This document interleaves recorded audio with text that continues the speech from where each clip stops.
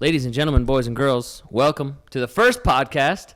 I got my friend Wyatt on. How's it going, man? I'm good, dude. How are you? Good, man. Glad to have you on. This will be cool. I'm looking forward to it. Yeah. So welcome back to Hyperbitcoinization, everybody. Hopefully these podcasts will be valuable or entertaining at some point. And if you do hear a dog in the background, that's just my dog Nala. She'll come around and flirt with us here when she figures out that she can walk across the house instead of sit by the door. But so yeah, man, we were talking before the show started, and it's kind of crazy the past week, right? Like, what's going through your mind with everything going on with FTX and the whole Bitcoin space?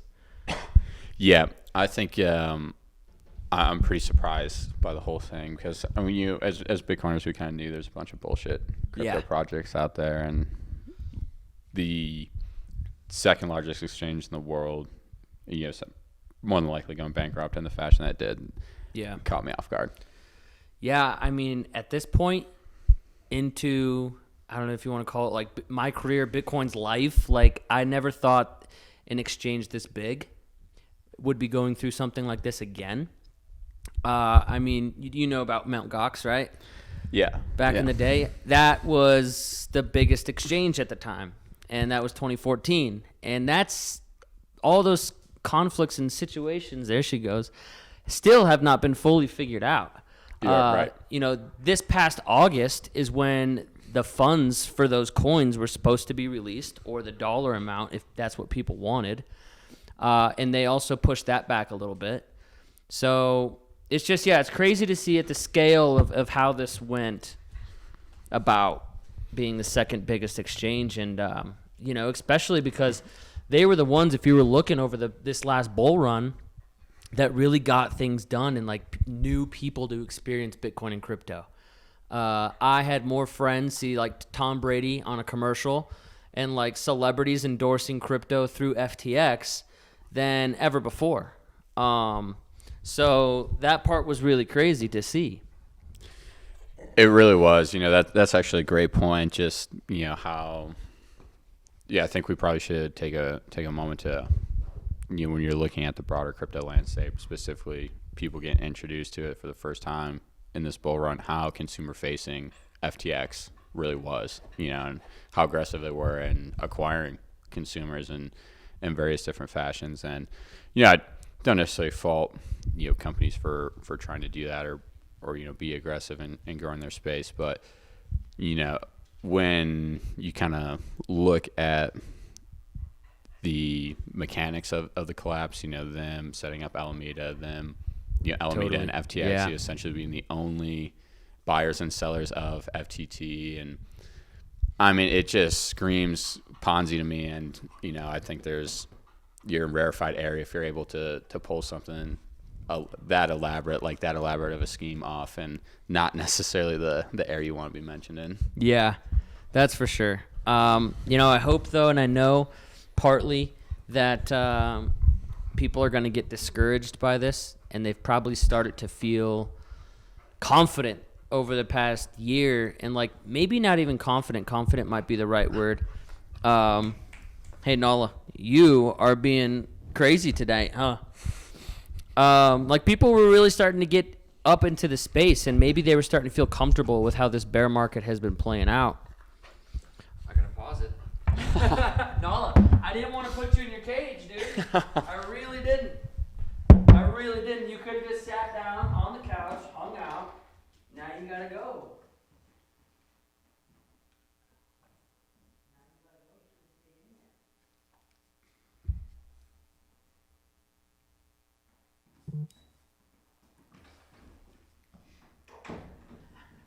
I thought she was going to be more chill. Now she knows I'm First time, so.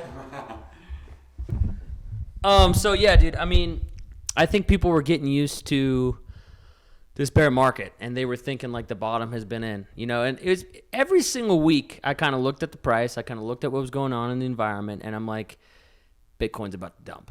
It's about to dump, and it just never did, and it never did. And then this week was like, bam, and I'm like, there it is. Yeah. There it is. Yeah. That's probably what I've been most concerned about this whole thing is, bad actors are going to, pursue desires to be bad actors. I don't think it's worth focusing on that too much. But Yeah. I've been kind of upset, just kind of how the narrative around Bitcoin's changed. I think it dipped into 15, under 16 definitely at one point, and 15.4 I think it touched.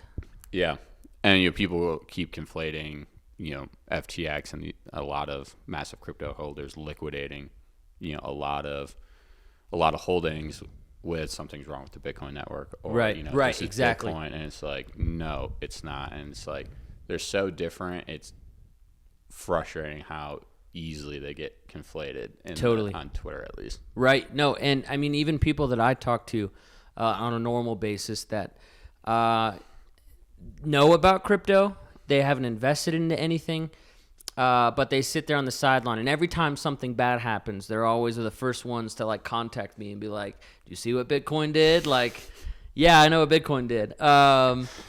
But like that's just the way that it's seen from the outside, and like I don't blame them for looking at it that way. That's just things like this have been happening for so long, and to be honest with you, it's going to continue to happen as we continue to grow. And the only thing that's really going to help some of that is the regulation piece. I don't know where Gary Gensler, the chair of the SEC, stands with that right now. I know that they talked about it this morning. I watched a small video. And, he definitely wants more regulation, but it's hard to kind of look at right now, I guess. Well, totally. And it's such a precarious, or, I think as a Bitcoiner, like you're really walking on thin ice when this issue's brought up. We know Gary Gensler is a, Bitcoin ally, taught Bitcoin courses at MIT, has... Teaches great courses, by the way. Have you watched the videos? No, I haven't, but I've heard great things. They're incredible. Yeah. Dude. Like, he really does understand how this works. And, like, specifically Bitcoin and, like, the difference between Bitcoin and Ethereum, and, like, proof of work, proof of stake. He's, like, very invested. And we should probably thank our lucky stars that's the case. I know he's made the important distinction of, it's really Bitcoin and everything else. Yeah. So, that makes me feel good. Probably not great. But then, I mean, we've seen the work Nick Carter's done about the White House's, I can't remember the name of the actual paper, but, demonizing Bitcoin and its energy usage. And, besides Loomis and maybe a handful of other, congressmen and women, I don't know how many other people actually understand this enough, or I would trust them to regulate it. Right? Yeah, So it's exactly. like, that's where I think we get in that thin ice conversation. It's like, I think we need to be careful on what we really want here.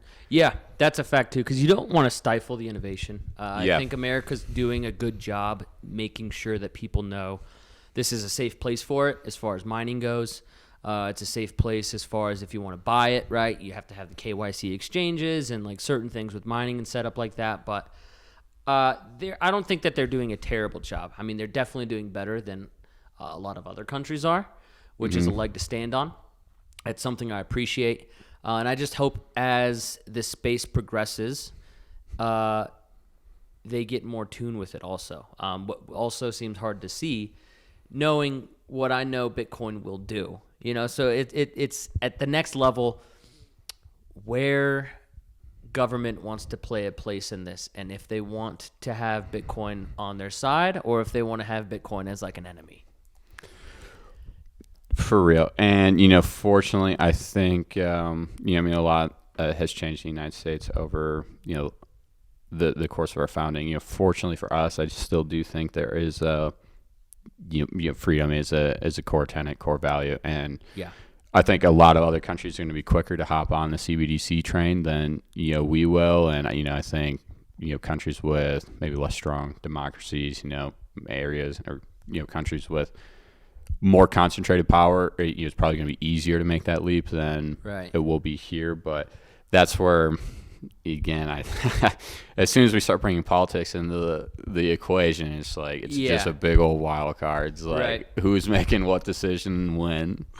So definitely the biggest thing to pick up from this, anybody listening, especially if you're green to the space and you're new, pick up a cold storage hardware wallet. Do you have a preferred one that you use? I just bought 2 ledgers yesterday. Nice, 2 more, dude. yeah. Which kind? The S or the X's? The smaller one. Okay, so the S. They're nice. So I always recommend this for everybody because Do we give out free ads, by the way? Dude, I mean, I so guess. Do we bleep that out? I have a Ledger sticker on my water bottle. Somehow. Yeah, dude. So, eventually, if we're cool enough and they want to support the channel, that'd be awesome. We're nowhere near that. Yeah, use promo code. Yeah. But honestly, I really do tell people, like, the $60 Ledger S is the best investment you can buy if you're beginning and starting out in this space. Like, there's all kinds of other cold storage wallets. You got Trezors. You got, like, in my experience, the best of the best is the Cold Card. But that's like $350, and I would never tell somebody who's brand new to this space to spend $350 when they can go out and spend $350 on more sats, especially at this price. Right. So, that $60 Ledger is amazing. And not only that, dude, when I first started buying my Ledgers, they didn't have cool colors. I saw those. They have cool colors now. No, for sure. And you actually said it really well at the shout out Bitcoin Denver meetup. It was like, if you have really anything over $1,000 in Bitcoin, it's like, how can you not justify? Right. I think it was $80. Yeah, exactly. To protect it, and it's just, that's what I think is one of the most beautiful things about Bitcoin. It's just the customization, the options. It's truly one of like the most pure experiences, being able to be in full control of your financial freedom. Totally, yeah. The Ledger's awesome, and so I would definitely pick one up. Definitely make sure when you pick one up, though, that you're doing it right, because just because you get cold storage doesn't mean you're safe from anything that happens. I do trade this market. I don't recommend anybody does trade this market, and only if you're trading, I would ever have coins on an exchange. But other than that, I would never leave coins on an exchange. The second you buy them, the second you send them, you make sure your key phrase is somewhere safe to be placed. And I think that's the best advice that somebody can have right now getting into this space. But the biggest thing for them, I always tell people this is where I got lost, had a brain fart. What I always tell people is, whatever amount of money is a big portion for you, at that point, that's when you want to get cold storage. And that number is different for everybody, right? It could be $300, it could be $500, it could be $1,000. Like, Michael Saylor wouldn't be like, oh, I got $1,000 of Bitcoin, I need a cold storage wallet, right? Like, he needs a cold storage wallet because he's got 135,000 Bitcoin. Like, that's big money, of course. But anybody. And when I first started out in this space, a couple $1,000s for me is what did it. But moving on from that and everything that's kind of been happening, I'm interested to learn more about, I know you talked about 2020, I think, right, is when you got into Bitcoin? That's right. I kind of want to know your journey, dude, like how you heard about it, how it got started, and like what was that aha moment for you? Definitely. I first heard about it in college, probably 2017 or so. Okay. Probably out in that kind of second bull market. Pretty funny, one of my acquaintances, who shall not be named, was buying and selling goods, predominantly denominated in Bitcoin, and then all of a sudden it went through the moon. Yeah. And it's just like, I just remember hearing about that, and it kind of going around our friend group and whatnot, and it's just like thinking, it's like, that's hilarious. But I was also studying finance at the time, where it's like, oh, very cool. This whatever, this thing I can't value because it doesn't have cash flow. This fairy dust. What's that scene from? Oh yeah, dude. Wolf of Wall Street. Yeah, exactly. So that's what I thought about Bitcoin at the time, and what I continue to think about it from until 2020, when like I said, pretty much traditionally trained in finance. I thought it was the textbook, and anything outside of that was pretty much, BS. Yeah. Thank God my roommate that I lived with after college just like kept nagging on me. So he was the one. Yeah. And introduced me to like, different aspects that I didn't think of. And then we like to debate a lot of stuff. So it's like, very cool. Super good guy, pushed me to think outside the box on a lot of things. And so he really Show Me to Preston Pish and the Investors Podcast, and that's when it's just like, okay, clicked. You know, it was like one episode, the second episode, third episode, and I was like, more. Awesome. It's so cool to hear about other people's podcasts and like channels and stuff too, because I've never heard of those guys you're talking about. And there's so many people like in this space. And I tell people, you know, the first person I ever listened to about Bitcoin was Andreas Antonopoulos. And a lot of people don't even know who he is. He actually wrote this book that's here on the left side, Mastering Bitcoin. And he's got 2 different versions. That's the second edition, kind of gets in a little bit deeper. He might even have 3 different versions. But so this guy, when he got introduced to it, he's basically like a hacker. He's a computer scientist. And he understood what Bitcoin did, but he didn't believe that it did it the way that people talked about it. And so what he did is he tried to attack it for a very long time. And when he figured out that everything he tried didn't work, he was like, okay, this might be game-changing. And he dedicated a lot of his time to actually traveling to different states, traveling to different countries, like orange pilling people back in the early days. And so most of the stuff that you find on him is no shorter than like 45 minutes. Everything's pretty long. It's in great detail. But when I started learning about it, I would download his videos from YouTube, throw them into my headphones, and the job I had at the time allowed me to listen to my headphones during work. And all I would do was listen to his videos on repeat all day long and like try to figure out what it was. And that led me down a rabbit hole for everything else. But I got very lucky. So I'm not sure if I've told you, and I've only mentioned this on another podcast, so it might be good to talk about. But I got into Bitcoin in 2015. So I've been here for 7 years now. First off, I've only orange pilled maybe 3 or 4 people like that I'm close to, which has been like incredibly tough for me over the past like 7 years, because I always want that like person to talk with and engage with so much.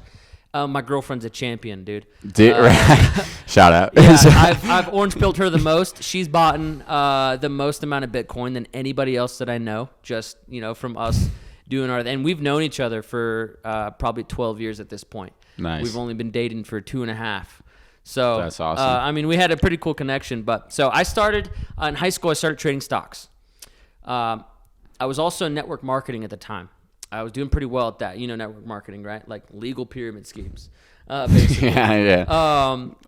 So one of the guys that I had on my team, he was a Forex trader, and he lived in Canada.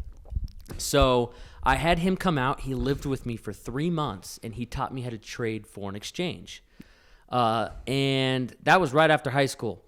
So 2014. Foreign exchange, I traded for like about a year. And I got introduced to all sort of currencies. I didn't even know what foreign exchange was, like exchange rates, how to trade it, none of that stuff. I didn't even know you could short things or even play with currencies like that. So that was an interesting piece for me. The foreign exchange rabbit hole got me down seeing and hearing about Bitcoin all the time. And it was starting to piss me off that I saw it all the time. I kept hearing it all the time. And back in the day, like the only reason why I did a lot of things was to make money with it. So the first initial thing was, if this is something I can make money from, I'm going to put some money into it. If my money goes up after a little bit of time, I know that I should probably study this, and I'll be happy I put some money in. And if it doesn't make me money, if it goes down, I just lost a little bit of money. Like that's part of the bet that I'm doing with being a trader right now anyways. Well, the money went up. The money went down, the money went up, the money went down, but eventually it mostly went up.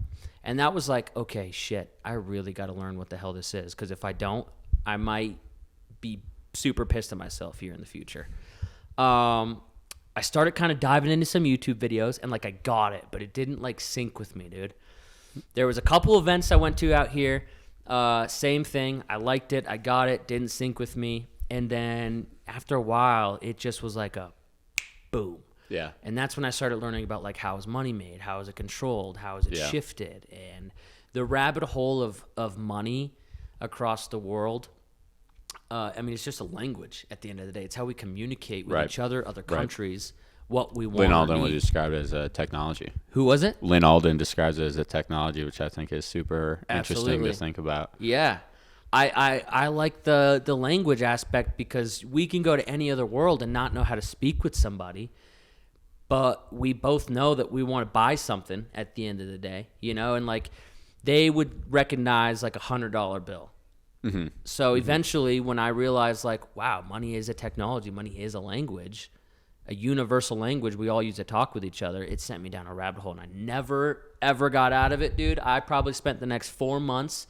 I woke up, Bitcoin, went to sleep, Bitcoin. I didn't even sleep sometimes. It was just Bitcoin.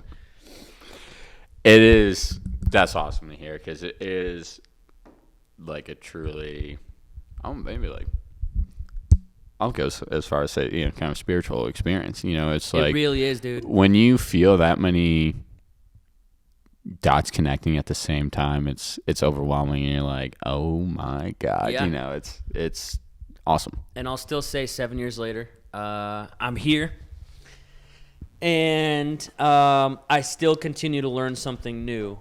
Thank you, sir. Every single day. Of Oh, course. that is like, I think one of the craziest things about Bitcoin. I want to double click on what you said there. It's like, you've only managed to. I like that phrase, double click. Yeah, I first heard it from Balaji, and it's That's like, so cool. yeah, it's I'm holding on to that one. Like, how many people you've been able to orange pill? It's like, Yeah. you've been in the space like a long time now yourself, and it's like one of the things that I've thought about a pretty decent amount is like, the only person I feel like I've really been able to orange pill is like my fiance, and it's like Awesome. that. I feel like there's an asterisk by that. It's like, one, because we're getting married and I manage our finances anyway, so it's just like a natural, like a little cheating there. But does she talk to you about it? Does she engage with it? Like, Well, I've talked to her so much about it that I felt the need to start a podcast, and then she knows, just like, or she feels comfortable with it, and like even brags it to her friends now, which I think is cool because does she stack sats? oh yeah, Sick. that's because like Sick. I've talked to her so much about it, so I think she's just mainly confident that she feels like I know what I'm talking about, and Totally, dude. but I think it's so interesting when you think about the concept of orange pilling other people, which is like, I've definitely tried, and it's like, I think it's kind of a delicate walk because you don't want to sound like a crypto freak. Like, they're very, You sound crazy to exactly, like people, dude. Exactly. Well, and then you get into Bitcoin because it is so intricate, and I think like I try to learn something new about Bitcoin every day, and if you try to do that, then the more you learn about it, it's like, I just think about it is like, is this the most like beautifully and perfectly designed thing ever? Because like, where's the chink in the armor, you know? And it's like, I don't want to be, you know, like a super homer, but it's honestly hard to find one. And I think it's hard to explain to people too, because you just sound like a super cheerleader, and they're always trying to get you with the gotcha. And if you have an answer to their gotcha, or you know, their mainstream FUD, it's like, it almost discredits it a little more. I'm curious what you think on that. Yeah, that's the honest truth, dude, and that's kind of the hard part is, you know, I had this debate with this other guy this past weekend, actually. So just an acquaintance that I know through a couple people. And he trades Forex. So we got into the conversation of, it was like a three people sort of talk, and he trades Forex.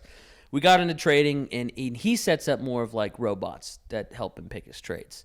I'm more of like a technical analysis trader. But regardless, the third guy came in, and he started talking about crypto, and he's a big Ethereum guy and just loves the whole new proof of stake, right? Exactly. So, you know, we're sitting to talking, and eventually this other guy, he comes in, and he's like, yeah, you know, I just think Bitcoin's like the AOL of the internet, but of cryptocurrency. Like, there's so many other ones at this point, and there's going to be another one that surpasses it. And you know, his point was like, look at anything that you've seen, it always has something else surpass it, which makes sense in a lot of ways. Like, if you're thinking about just MySpace, and then like Facebook came out, and then like Instagram, like there's always like a next version, right?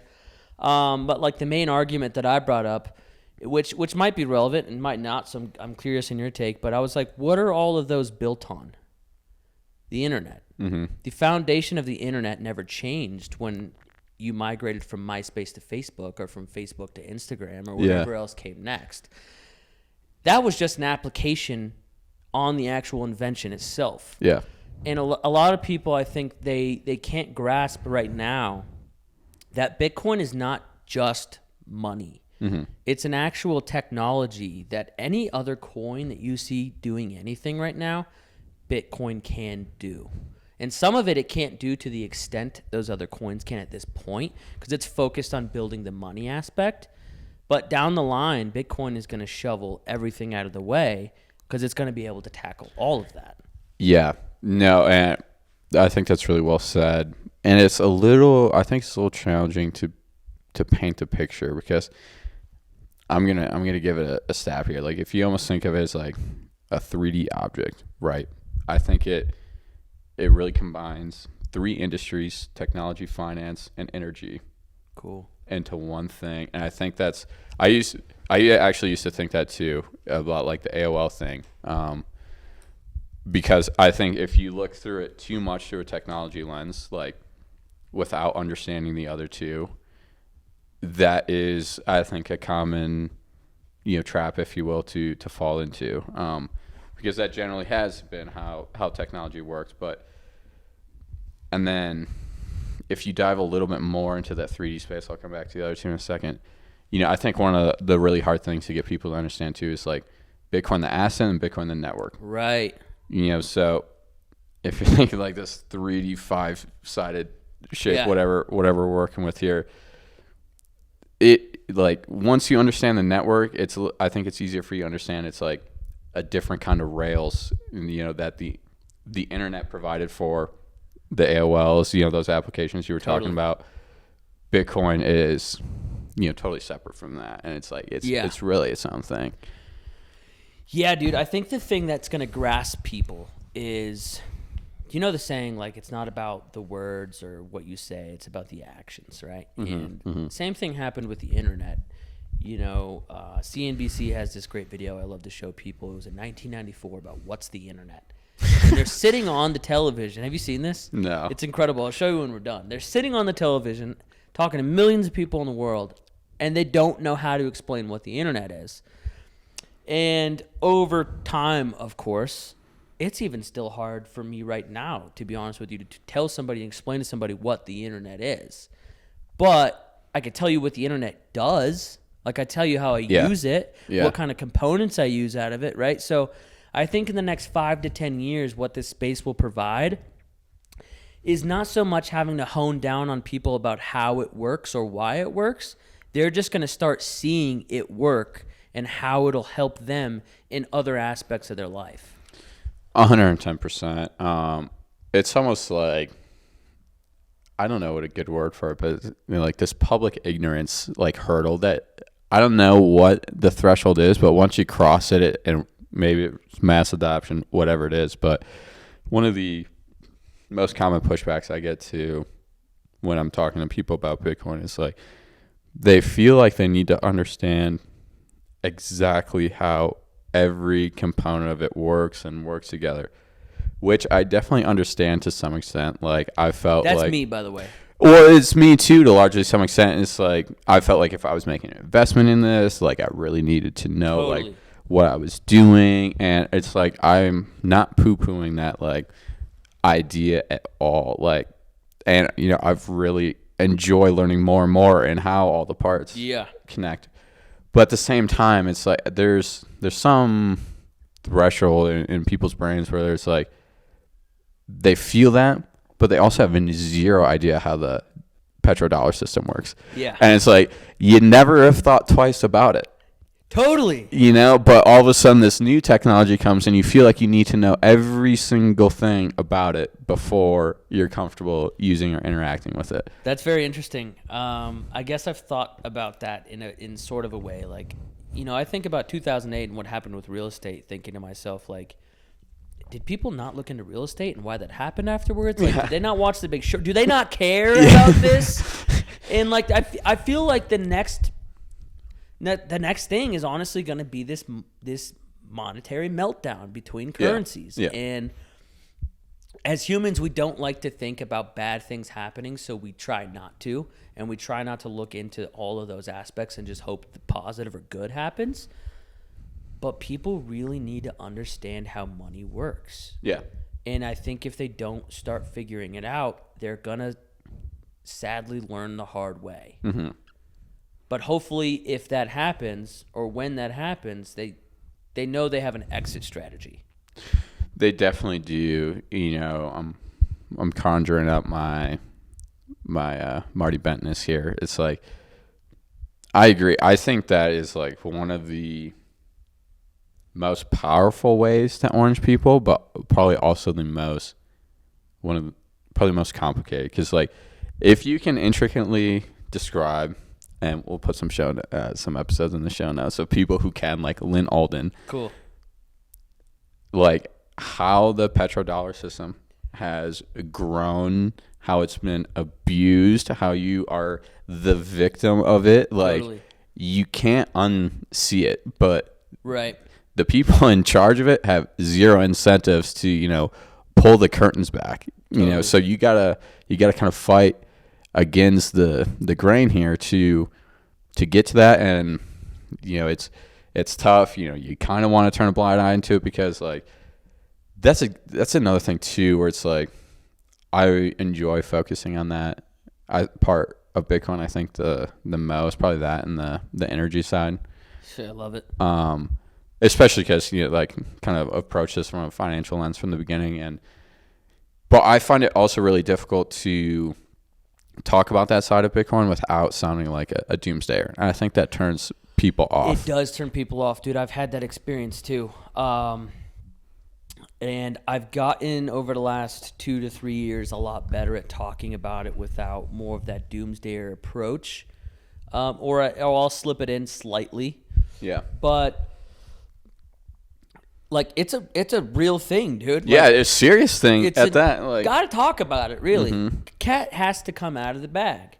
But tell me, I'm not sure. I hope you know more about it. Is the petrodollar is kind of like falling apart, right? Like, yeah, actually,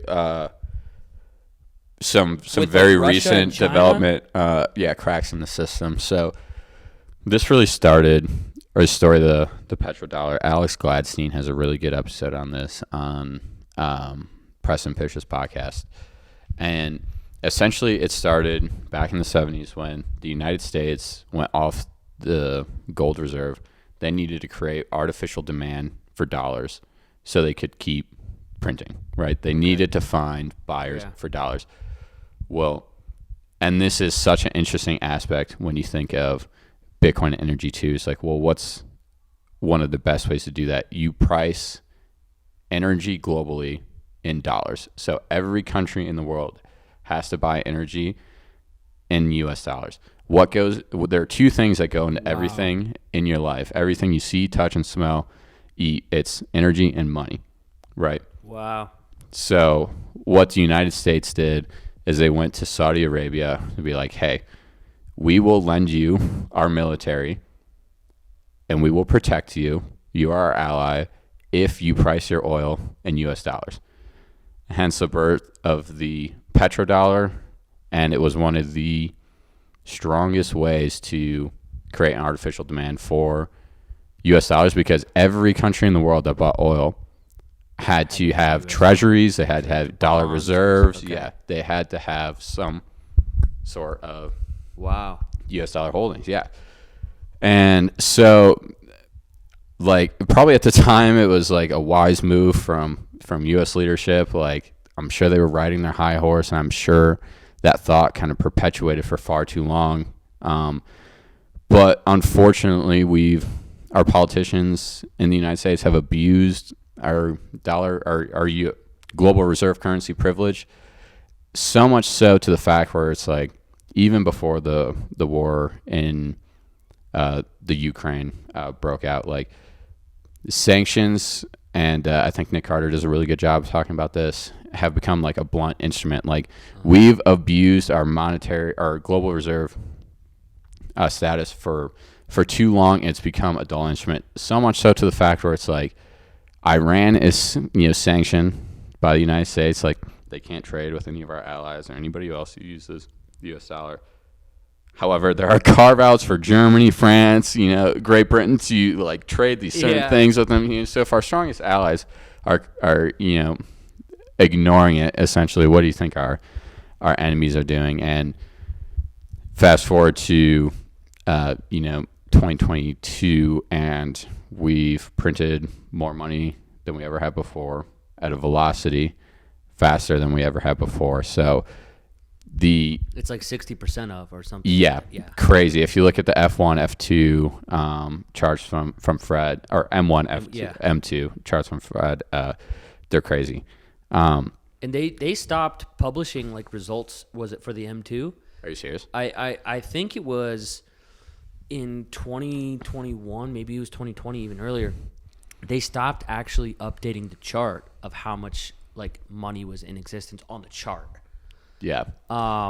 So I'm curious. Do you know are Russia and China trying to back out of that petrodollar where they don't want to take U.S. dollars for it? Yeah. Yeah. So essentially, from the 2008 financial crisis, we've been in like this zero interest rate, quantitative easing, like boom time. Totally, right. It's cocaine and champagne. Exactly. So during those greater 12 years, and Lynn Alden does a good job talking about this. The United States has exported dollars. We've exported U.S. technology stocks, and we've drastically underinvested in commodities because they weren't attractive investments in a low interest rate environment. They're long capital intensive investments. The ESG zealots and mob have only gained tremendous amount of power during that time. So it was kind of a storm against commodities. Well, countries like Russia and China, didn't care. They're ultimately enemies of the petrodollar system anyway. So they've made massive amounts of investments into, commodities. And, a fiat money is supposed to be backed by GDP, a strong democracy for what we know in modern day, and like printing the money how they did, or inventing it, right, creating it over the last couple of years, takes it away from that bottom line of like being backed by the GDP, right? Exactly. It's just become more and more distorted. So while Russia predominantly is stockpiling real things like real oil, gold and, Putin's like, we don't want your fund money. That does me no good. I have the real hard asset. I have the real commodities. Do you think Russia is doing what CZ with Binance just did with FTX? Kind of saying, we have your FTT fund money and we don't want it no more. Honestly, it's probably a pretty good, a comparison there because, his whole thing, I think one of his biggest, kind of motivations for taking on the West, largely in Ukraine is a statement about the global reserve, the U.S. dollar being the global reserve currency, energy being priced into it. And I mean, Russia is a part of OPEC Plus now. It's like they are one of the largest oil exporters in the world. Yeah. Right.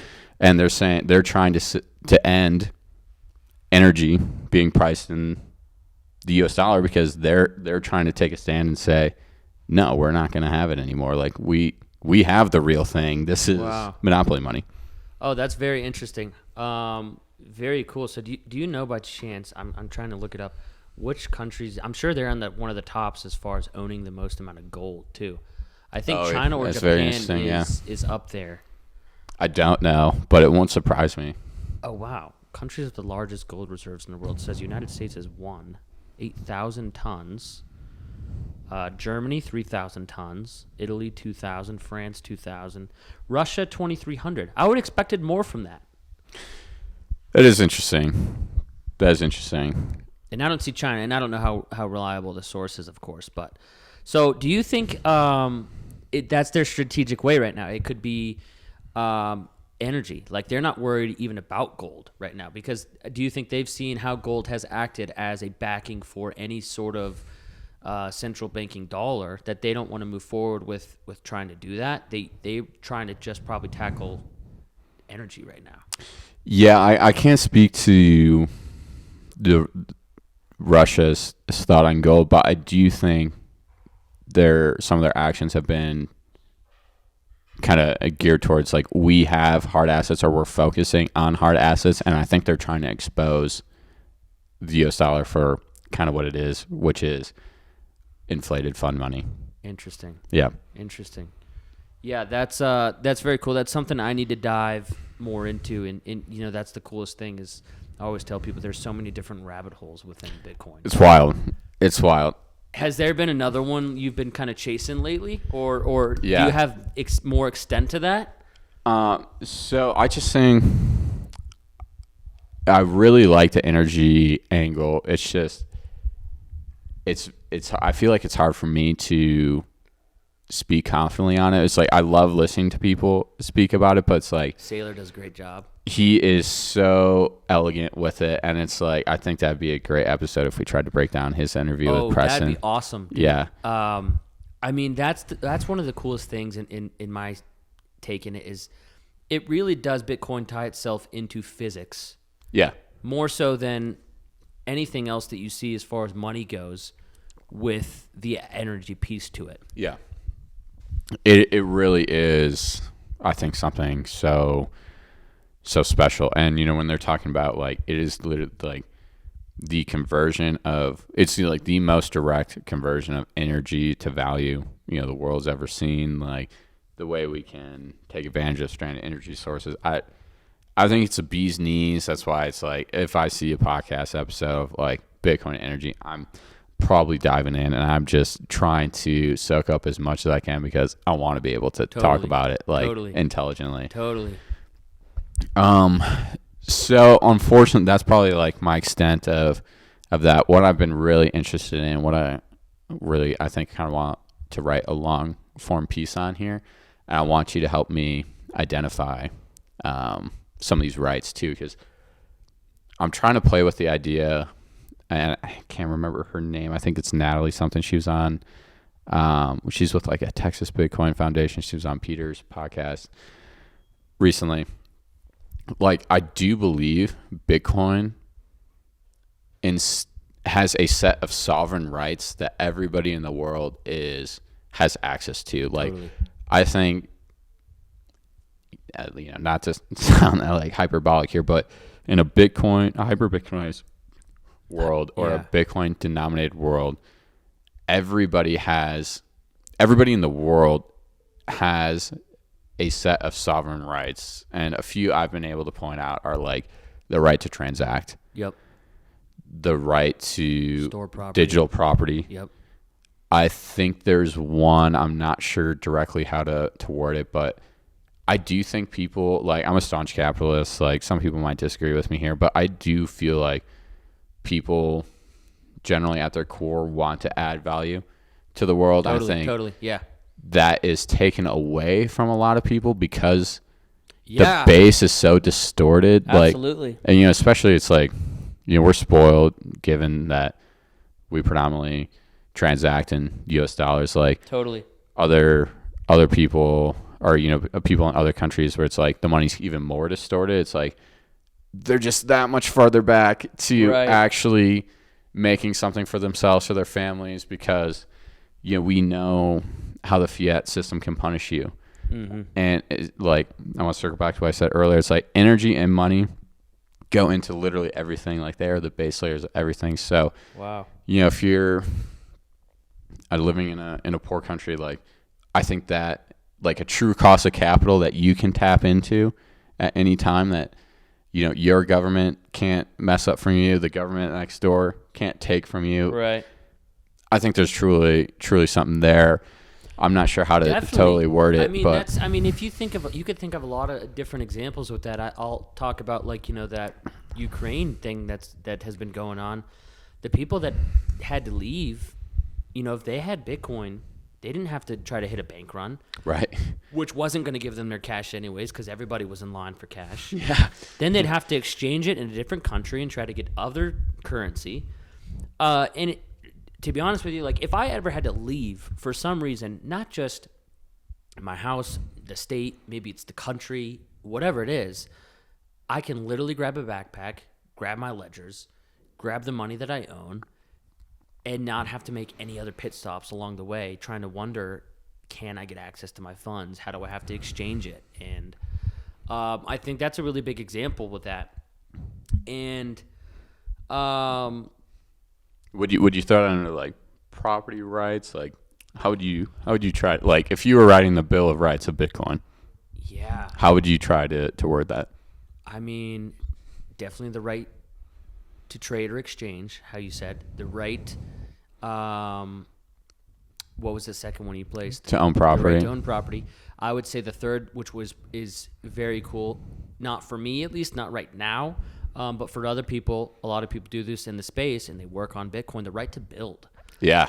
Yeah. There's going to be, and it's like looking at the internet in 95, thinking that there's going to be a Facebook. Like, you never knew that in 95. You might have had an idea about it, right? But like the opportunity Bitcoin gives for individuals to build something on top of the platform, whether it's like a different layer, a side chain, whatever it might be, I think is a very crucial part to like the freedom aspect, because it gives people that right to do what they want to do within the space. And like, even if they wanted to fork Bitcoin and like fork Bitcoin Core and like try to do something themselves, they can do that and they can experiment with it. And like, sure, that's part of the process. Mm-hmm. So I think that's a really big one. It's hard to think of them though. Like that's a tough one. Yeah. No, obviously, I think it'd be a really cool piece to like, you maybe call it like Bitcoin Bill of Rights. Yeah. You know, if we come up with 3, 4, 6, you know, whatever it is, and then try to go in depth, because this, you know, we're talking about trying to convince people on Bitcoin. I think this is an incredible selling point, but you really got to peel back a few layers to see it. Like I think just having a central source of truth that anybody, the right to verify, maybe. Yes. Oh, that's a good one. I don't think people quite understand what a central source of truth that anybody in the world can tap into. I don't think they understand the ramifications of that. Definitely not. They see it, you know, in certain aspects. Like, I know maybe it was 2012, 2014, when Target had all those hacks and had billions of dollars, like credit cards were taken from their database, right? And like, yeah, and the same things happen with banks every now and again. Like your bank card just gets hacked, or your bank itself gets hacked, or stores that you ended up purchasing things from get hacked.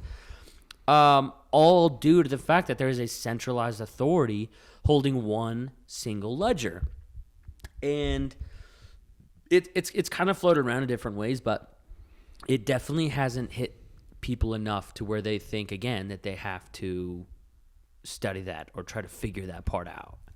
Mm-hmm. I just pulled up. This is probably the most romantic Bitcoin podcast I've ever listened to. This is We Study Billionaires, Bitcoin 77. Bitcoin solves the time stamping problem with GG. In that episode, he talks about Bitcoin being alive. Like, it is so meticulous. It's like a beating heart, you know. It's like Bitcoin. Bitcoin doesn't care. You know, it will keep chugging along regardless of what you think, regardless of what the party in power thinks. You know, it's like it doesn't give a fuck. It doesn't care if you want the price to go up, down. It doesn't care what you want it to do. Bitcoin does its own thing. And I think that we are yet to fully be able to understand what that means for the global economy, you know, global good in general. It's like, you know, what else, how else would you introduce like actual humanitarian rights quicker and more efficiently than Bitcoin? And in an automated way. Right. And decentralized. Like, there's no centralized. Yeah. Like, how long has the UN been trying to do that at what backhanded costs, you know? Like, yeah, that's a good question. And like, to be honest with you, I haven't really seen, other than the internet, ways that can happen. And like, that varies too, because like, then you got countries like China who dictate to their citizens like what they can do on the internet, or like how they experience it, right? So like, it has done that, I would say, for the majority of the population around the world, with a caveat to it, of course. But so far, Bitcoin definitely is that only thing so far, and it's still in its infancy, right? We're 14 years has barely been, 2 weeks past since the white paper came out. January will be the actual 14th birthday. We gotta do a pod then. I actually would I want to get a pod. Like, I want to get a freaking cake. A And, cake, I don't know, dude. Like, some weird stuff. No, right? for Like, sure. For sure. I've been thinking about that for a while, dude, and I've never done it. I've talked to the lady about it, and she totally digs it. But I would say, the internet so far has done that the most. Yeah, but Bitcoin's on definitely that agree. train that Yeah. doesn't stop. Yeah. And that's something too that I was talking about. I'm not sure if you heard it in my video, and if maybe for people who are listening who didn't check it out. A lot of the people who talked to me about Bitcoin over the past year, they're like, well, what has it done besides decrease in value for 1 year? Because they're not seeing that heartbeat, right? They don't see that there's a block processed every 10 minutes. They don't see that there are bugs that are being found in Lightning or like in Bitcoin Core, and like developers are fixing that stuff, and like people are building on the second layers. People are building on side chains, and so much about actual Bitcoin. It hasn't stopped. It's continued to function. It's functioning higher. Hash rate is up. Everything about it is continuing to advance. Like, the price is just like the slow poke tail end of it that eventually comes back around. And in 2 years, it shows you exactly what's happened over the past bear market that we've been in. Yeah. No, definitely. And it's like some part of me, wishes I was technical so I could try to build on the Bitcoin, blockchain, just because that's what I would try to do if that was my skill set. It's not. I'm left talking instead. What would you try? Is there anything that you have in the back of your mind that you would try to build? No. I honestly don't. So do you? I don't have the exact fundamental blueprint of it all spelled out, but part of the stack that I own is specifically for my media company. Mm-hmm. Besides Bitcoin, my second biggest passion in life, which is like really why this equipment even exists. It's not even for Bitcoin itself. I'm a media guy. Like, making videos, creating content is like my probably second to Bitcoin most favorite thing to ever do. Yeah. And I have a really big challenge with the media companies that exist, how they work. Like, I'm a big YouTube guy. I learn on YouTube. I grow on YouTube. I create on YouTube. I do a lot of things on YouTube. I pay for YouTube. I pay for Spotify. I pay for iTunes. I pay for TV. I pay for, you name it, X, Y, Z. I don't really think that there's a reason. No, okay, I should. Nice. Yeah. I don't think that there's a reason why people need to have 5 to 15 different platforms of media that they're purchasing from on a monthly basis. So really, like, one of the biggest stacks for me, and like I said, there's no blueprint out for it already, but the game plan that I've always had is, if I can have my media company own more Bitcoin than Netflix, than YouTube, than Disney, if I can get started now, right? I don't know how long they're going to progress in the future or how much they're going to stack. But eventually, if I build my media company to have the most amount of Bitcoin, that will lead the race. Yeah. And that will hopefully, I want that media company that I own, it's called Media, to be the hub for media, for TV, for short film, for creators, for photos, videos, anything you think audio, all in sort of one big umbrella. Yeah. Kind of like how Bitcoin feeds every aspect of anything you can see. That's what I would like to have it do. But then again, there's so much more aspects to it. And I think, though, that's a big part to touch on, too. Any company right now, it could be a restaurant, it could be a tech company, it could be a beer company. If that company, with whatever it does, starts to stack sats or individual coins, multiple coins, more than their competitor does, it's going to be a race between supply and demand at some point. Yeah. That company is going to have more value, more liquidity to work with to do everything that they're going to want to do. No, that's such a great point. I have two things to say on that. It's like I actually asked you. It's like,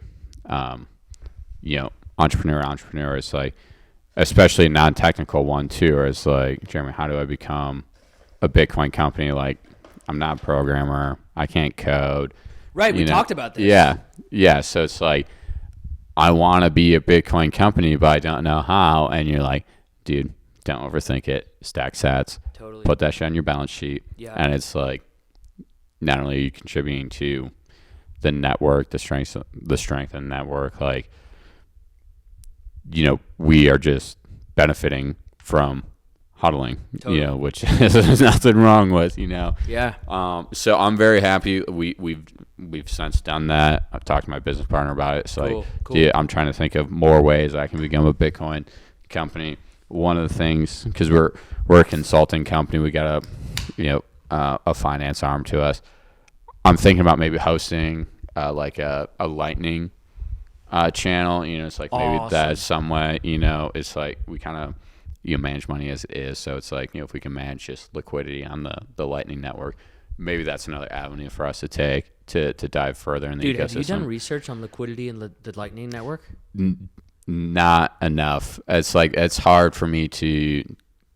I don't feel like I fully understand it right now. Me too. It's tough. I need to actually do a ton more research on it, but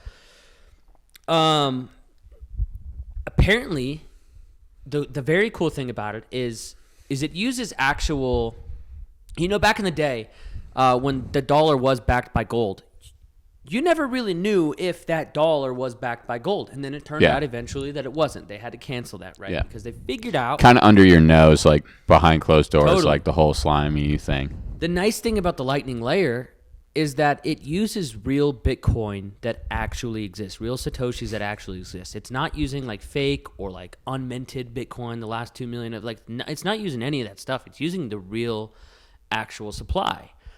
And it's backed.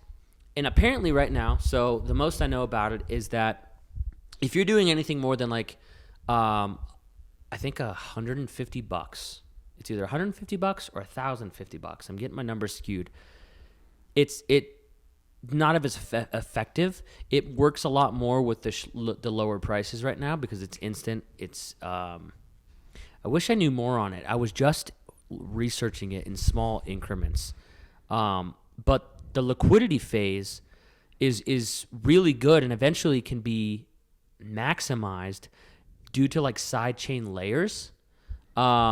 And we'll have to get into that, I guess, in another spot because I don't know enough to talk about it. But it sounds like whatever you're trying to talk about, there's a game plan to figure out like the best version of how to do that already. Yeah. That's badass. Now, a lot of people I look up to in the Bitcoin space, like very frequently, you know, if they're asked like what are they most excited about in Bitcoin, it's the Lightning Network. Which is so cool because when I got into Bitcoin, there was no Lightning Network, you know? Crazy, and right? For the longest time, that was the debate. Was like, well, the first debate I ever like came across being a Bitcoiner was like the block size. Them trying to figure out if they want to do like up or down the block size, or up or keep the same. And then Lightning Network came along, and like the biggest thing people told me all the time was it's too slow. It can't handle the amount of transactions Visa does. It's not going to end up growing to what, like, it's got this phase it can't grow past. And then Lightning Network came out, and like those people who said those things, they haven't done the research on it. They don't even care about it. But like the people who are watching this grow, Lightning Network is doing incredible things, especially if you look at like Strike or like Jock Mahler's, what they're doing with it. Incredible, dude. That's what I feel is just a couple comments on the Lightning Network. Like, I remember Jack Muller has 2 fantastic episodes on Preston's podcast. I listened to the first one 3 times. After I finished the third, pulled out my phone, went to Interactive Brokers, sold PayPal, sold Visa. I was like, downloaded Strike. I was like, okay, I got it. Yeah, man. I got it. Have you used it yet? Do you know? And that's where Me too. I have it set up like on Twitter. Yeah. I don't know if it's on my Hyperbitcoinization page, but on my personal Twitter, I have it set up. I want to dive off of that. Cool. If we want just a little side tangent here. And I want to talk about markets quick, but cool. No, it's like another long form piece I'm thinking about writing. It's like my Bitcoin journey. It's like I haven't gotten a Raspberry Pi yet, but I really want to. Me freaking too, yeah, bro. Nice. And part of me wonders if like I've definitely kind of succumbed to this, trying to be as active as I can in the Bitcoin community. It's like you're orange pilled, you're in, and then you almost feel like obligated to like do some of these things. And it's like if you haven't, it's like, well, you haven't earned your badge. Like you're not that Bitcoin maxi. Yeah, right? yeah. It's like I love talking about Bitcoin. I haven't done anything on the Lightning Network. I don't have my own Raspberry Pi. Like, am I a fraud? You know, it's like you want to know what's crazy? Just to piggyback a quick statement, I would say most Bitcoiners, especially like most old school, I would assume, and maybe I'm just speaking about myself, have not touched a lot of those things. There's a lot going on. It's hard to catch everything, but yeah, I think that'd be cool. It's like it's on my list. I want to do it. Like, yeah, I just haven't. But so you had another thing to piggyback on, some markets, I think. Yeah, well, just circling back, and let me know if you had anything else on what we were talking about before. But when you were talking about the price action about Bitcoin, something I think people fail to understand on the surface level, because it's kind of a shame that the price is like the most public thing about Bitcoin. Totally. It's like judging people based off of the way they look. No kidding. Great way to put it. I haven't heard that before. That's really solid. And as we know, that's not how you should go about life. But I think if you dig a little deeper into that, it's like Bitcoin is a true unmanipulated market. Like, the price of Bitcoin is subject to how many buyers and how many sellers there are at any given moment. There is no all-seeing eye, people are talking about, the FTX. It's like, if this was like, that's the only caveat. A true bank run, like the Federal Reserve could, lend out emergency lending arm of some sort. It's like in the fiat system, there are uncountable amount of ways it's manipulated. It's so manipulated, It's fucking trash. Right. Bitcoin's not like that. Like, it is like arguably the most true representation we have of a Bitcoin free itself market. is not. Some of crypto is. And that's the big distinction, right? Because like some people are like, yes, Bitcoin is crypto, but like, no. Bitcoin and crypto are fundamentally different. Yeah. And this episode that just happened should kind of showcase that to people. And like to kind of piggyback off of that, like Bitcoin, you're right, is not like that. And like some of these other tokens, they can make it seem like Bitcoin is like that. Right. Because it drags that price down from 22 to 15 in a single day. Somebody from the outside, they're looking in like, oh, okay, that's a Bitcoin thing. Here's an interesting piece. I was looking at all the charts yesterday. I was pulling up all the shit coins. How'd they look? 95% of the ones that I pulled up are below their all-time low. Really? Absolutely trashed right now. Bottom of the barrel. And like today, are we talking like your top 10 market caps? Like, most of the top 10 are getting close to their all-time low. They haven't quite hit it yet. And they have hit like a decent support level where I would say they're at that quarter phase. Whatever they made at the bottom quarter is where they're at right now. But 90% of the ones that I looked at yesterday have made the all-time low. And I was thinking to myself, this is the ultimate, if you're not a Bitcoin maxi, we just made some more. Yeah. But this is the point, and if it doesn't happen this cycle, fine. Maybe it happens next cycle, right? Like the timing of this and like what happens, because the market pumped today, a lot of those altcoins, a lot of those penny stocks have gone back up. But eventually, when those all-time low coins continue to sell off and want to liquidate completely, where do you think that money's going to go? They're going to go into the next safest asset that's there. And it doesn't matter if you're invested in a shit coin or if you're in Ethereum. All the rest of that money has to go towards the project that's still standing the best.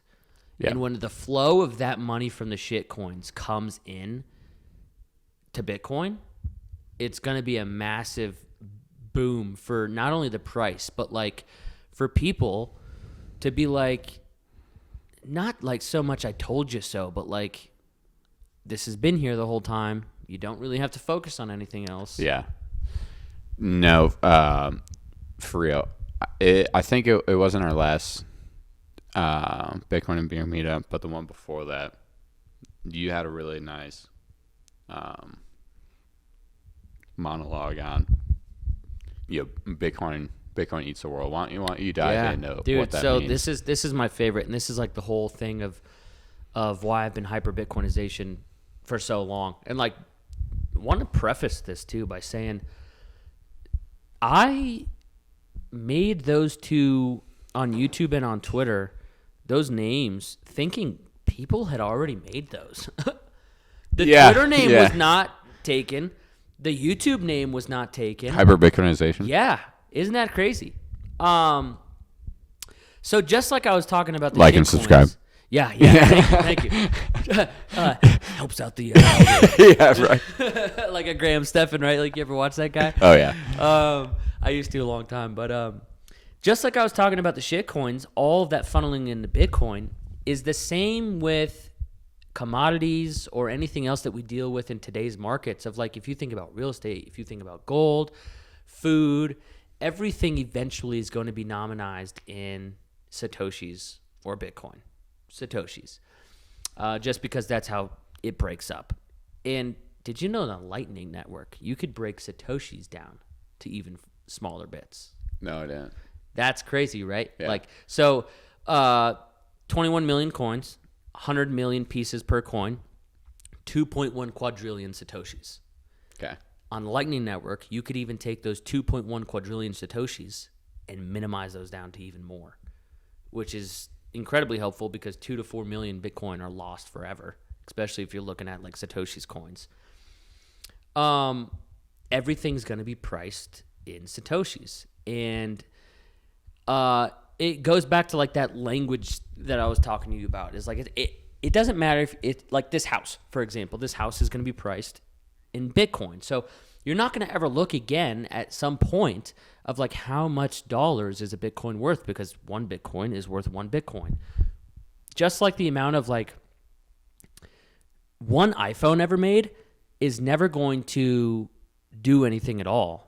As the network grows with how many more people have iPhones or how many people have cell phones, that's how the cell phone network continues to get more valuable.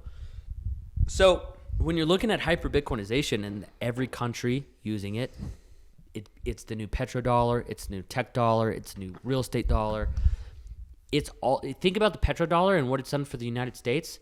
That's what Bitcoin is going to do for everything. Yeah. Yeah. No, and to tie that back to what we were talking about, like as a essential source of truth, one of the things the petrodollar has failed to do, and I'm not sure this is so much the actual function of the technology of the dollar or the centralized control of that technology. I'm not sure which one should really take the blame here, but the cost of capital has been distorted Totally. for far too long, right? And especially over these last 12 years where we've had this QE affinity, zero interest rate, policy, broadly across the world, you really distort price signals, right? And it's like there's no consequence to bad capital allocation.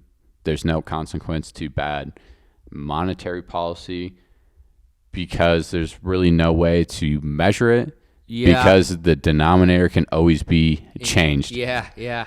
So one of the things I'm most excited about with Bitcoin is like that denominator can't change, right? Right. Like there will be repercussions of bad capital allocation. There will be ramifications of bad policy decisions because you can measure it because it's an immutable source of truth. Like you, regardless of where you are, who you are, what you believe in, any individual can tap in and verify the ROI of any decision. Totally. That's like a couple of the most beneficial parts about Bitcoin itself. Yeah, And absolutely. Like the best thing is rules. I compare it to golf because I'm a big golfer. I By love the way, golf. you golf. I love we golf. need to golf. Absolutely. Everybody you knows ski? the rules, right? What'd you say? Do I ski? Yeah. Snowboard. Ah. Yeah, dude, I'm a native, so like I grew up skateboarding though, you know. Yeah. So I transitioned into snowboarding because I was like, well, it's got to be like a skateboard, right? Yeah, So we'll see if you can keep up on the slows. yeah, dude, I know some skiers, man, and I'll tell you what, like they cruise. I got That's my what we friend. do. His name is Pelkey, and I thought, like, dude, I flow on a board, and I met up with him to snow, and we went up to Copper, and dude just shreds it. Really? He's cruising Nice. me 20 to 30 miles per hour more. Oh, my And I'm goodness. flying, bro. I'm like slowing down at this point because I'm gonna hit a kid or something. Like, Right. and he's just gone.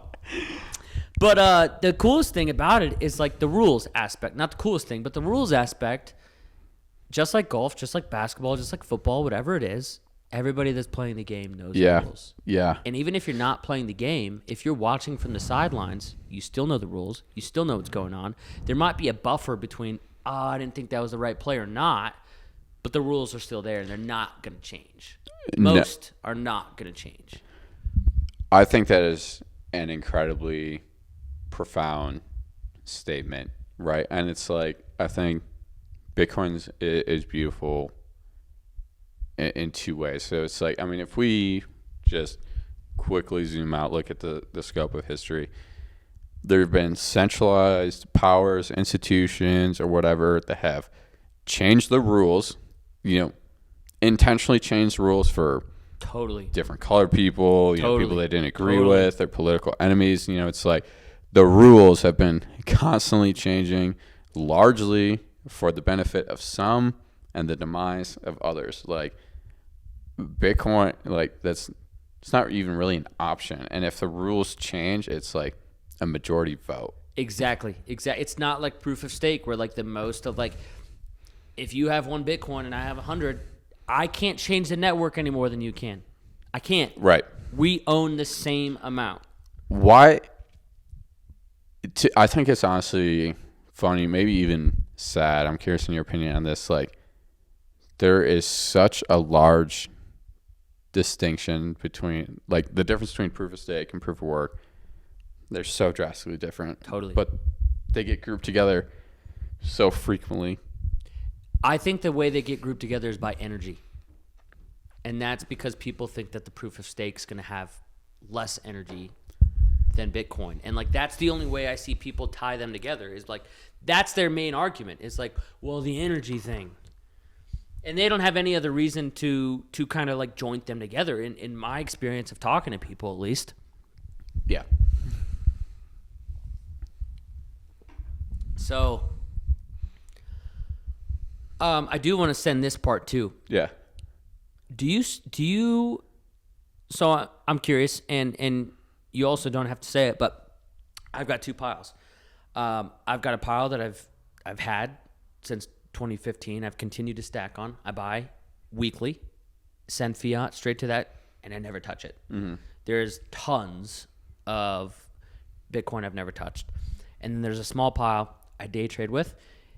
Alongside of the small pile I day trade with, I have a certain amount. I got a hot wallet on my phone, and I got Bitcoin loaded on there to give to people. So anytime I get a haircut, I pay my barber in Bitcoin, Nice. which is funny because he's an XRP guy. He's got 10 million Satoshis just because of me getting haircuts with him. And like that's my thing is like I'm so happy I've gave him 10 million Satoshis at this point because when he figures out in 10 years that his XRP has gone to nothing, but the 10 million Satoshis I gave him have That's so infinitely gone up. badass. Every time I go to a restaurant and I have a waiter or a waitress, I ask them like, hey, do you accept Bitcoin? Because I'd rather give them coin than cash. So I like to spend mine. I like to share mine. Well, like local restaurants, you'll ask. Yeah, dude, Yeah. anybody. Like even, so I was downtown for Halloween weekend. There was a band playing at one of the bars we were at, and he had a Venmo QR code up. He took his break. He was getting some water. And I was like, dude, I want to send you some cash, but I wish you had a Bitcoin wallet. And he was like, dude, I actually have a Coinbase. He pulled his Coinbase up, and I sent him some coin. Nice. So I guess my question to you, because I know there's a lot of people who say yes, a lot of people who say no. This is one of the fun topics at the last Bitcoin beer meetup. A couple of those guys were like sort of bashing me for spending my Bitcoin. Spending Bitcoin, yeah. Yeah. Which, like, you know, there's a lot of ins and outs between that. Some people have the means to do that. Some people don't. Some people don't see the value in it. Some people do. What are your feelings or thoughts on, like, spending? Do you do it? And, like, what's your thoughts about it? That's a great question. Honestly, I'm a little conflicted. I don't spend Bitcoin. I just stack. Nice. And hodl. And that's also my investment philosophy in general. Totally. You know, it's like I do that with stocks too. I don't really do day trading or anything. So it was easy for me to just hodl. Yeah, take on that mentality. I'm conflicted though, because like I do want to live in a hyper Bitcoinized world. Right. I feel some responsibility to help Eventually usher that easier, in. right? If people are getting paid in it, Yeah. that makes it easier. Yeah. But maybe it's just, I don't know. And I value my sats a lot right now, you know. So oh yeah, especially right now. And you know, I still get paid in dollars. The dollars are still so liquid and easy to use in the US. Right. Like there's very little barrier. So if you were same scenario, if you were at a bar, somebody had a Bitcoin wallet up there, would you choose to do any of that? I don't know if I would. I don't know if that's the right answer either, though. Okay. So tell me if this changes your mind. A lot of times. Just sell me on this. Help me. A lot of times, if I don't have the coin that I have on my wallet, and I'll say the reason why I don't use my hot wallet with the coins that I have on there is because of tax reasons. So when I'm getting a haircut or when I'm out and about at the bar, what I'll do is I'll hop on the exchange. I'll buy $30, and the second I buy that $30, I then send it. That way there's no like, oh, it's gone up, it's gone down, you got to do this for taxes, anything like that. Gotcha. I'm not thinking I'm taking it out of my personal stack to give to them. Yeah. It is a brand new $30 that I just placed that instead of sending to my personal stack, I'm giving to somebody else in hopes that maybe those 100,000 Satoshis, whatever it is, over the next 1, 2, 3 years, $5 USD is going to give them the support to do more research. 100p. And they're going to think back to themselves, this $10 that I just got, I didn't look at for a year. The guy who sent me this saw me at a bar. Yeah. I'm looking into Bitcoin now. Yeah. No, definitely. That's all I need to hear. It's like that. Rad. Duh. You know, I just need to hear it. Because, like, you don't want to ever take out of your personal Right, file. right. What app do you use for that? Is it? So here's the thing: is like I'm Bitcoin maxi diehard, dude, and like I've been in the game for a while. So people who have been in the game for a while, as long as I have, will down talk me for this. Coinbase. Oh, really? Okay. Like people who have been in since I've been in, they don't use Coinbase, right? Yeah. Like, they use Strike or they use like some other, like because Coinbase takes fees and like whatever else. Yeah. I have just used Coinbase since I started. They've only screwed me over once. Okay. So the Coinbase account that I have now is the second account because 2019 hit, and for some reason they would not let me purchase Bitcoin no more. I'm not sure what it was in their backlog. They never told me why they wouldn't let me purchase anymore. So I had to create an entirely new email, entirely new like identity, so to speak, just to buy Bitcoin, and continue to use that second one to this day. But that's the easiest. It's just most convenient because I know it. They've, for the most part, treated me well, and the fees are whatever. Yeah. No. How do you buy yours? Strike, really? Yeah. And you send Strike sats to your cold storage? Mm-hmm. So it's going through a Lightning channel. So it's because Strike is Lightning, right? And it's going from a Lightning channel just to a Bitcoin address. That's a really interesting question. So I'm hesitant to call them an exchange. I don't know if that's actually the right vocabulary. I think they're just a Lightning channel. They're probably an exchange also. Because I can put fiat in and buy Bitcoin. Totally. And I just, send it to my cold storage wallet. But I think the second you send, when I send Coinbase to my cold storage, it's not a Lightning transaction. It's a Bitcoin to Bitcoin transaction. Okay. I think when you're sending from Strike to cold storage, I think it's a Lightning to Bitcoin transaction, not a Lightning to Lightning. Okay. Like if I send you Strike to Strike, that's Lightning to Lightning, a channel. Right. Yeah, That's interesting. Very cool. Is. So, okay, nice. very cool. All right, so I'm using Lightning Network. Dope. Yeah, then that's so check you are that totally off. using the Lightning Network, dude. Yeah, I mean, I would hate to be a Bitcoin boomer like you using Coinbase. I know, dude. I love it. Well, so we're an hour and 20 in. It's been incredible. I would say whatever it is, 2 minutes, 5 minutes, 10 minutes. Is there anything else that we haven't talked about that you want to talk about? Similar to, maybe probably building on what I was talking about earlier with Bitcoin being a central source of truth is and having like certain sovereign rights associated with it. I'm really interested. I want to look more into. I imagine this being another long form piece too. It's like, I want to consider myself a very political person. Like, I think politics is largely a cesspool, and it's like more newsy, and you can just get caught up in everything's sad and doomsday, and it's like it's just not super healthy.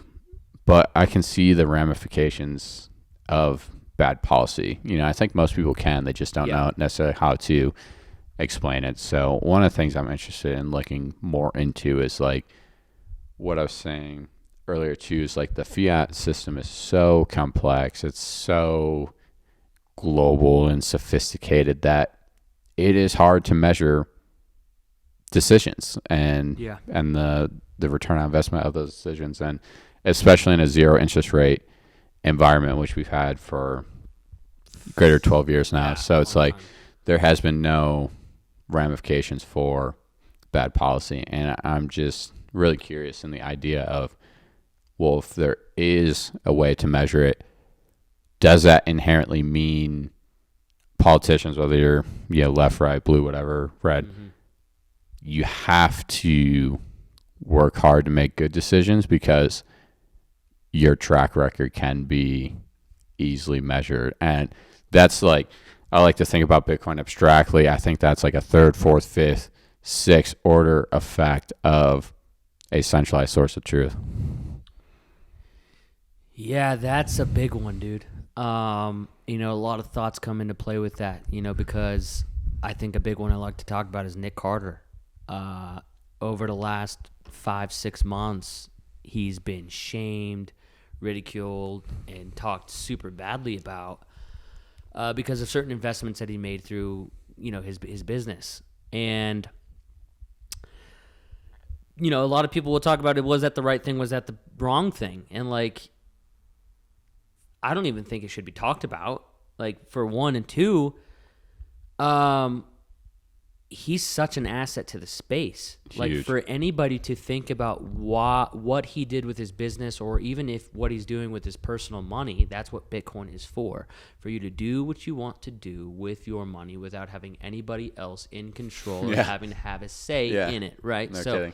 He's fully using the advantages that this system provides. Yeah. And I think that there's going to be a lot of things people will want to talk about, but at the end of the day, this is about freedom and people doing what they want to do. And whether it's shit coins or Bitcoin or anything else in between, they're going to do that. And hopefully it's for the better. Yeah. I guess is how I say that. Definitely. And because I love Nick Carter and I love what he does for this space. Dude, no, if I see a Nick Carter interview, it's like I'm downloading the podcast and it's like I'm listening to it. Like I've learned a ton from him, and I feel very fortunate we have him. Totally, me too. Wyatt, really appreciate you coming on, dude. Dude, Jeremy, My pleasure. Thanks for coming, man. Absolutely, Paul. See you, brother.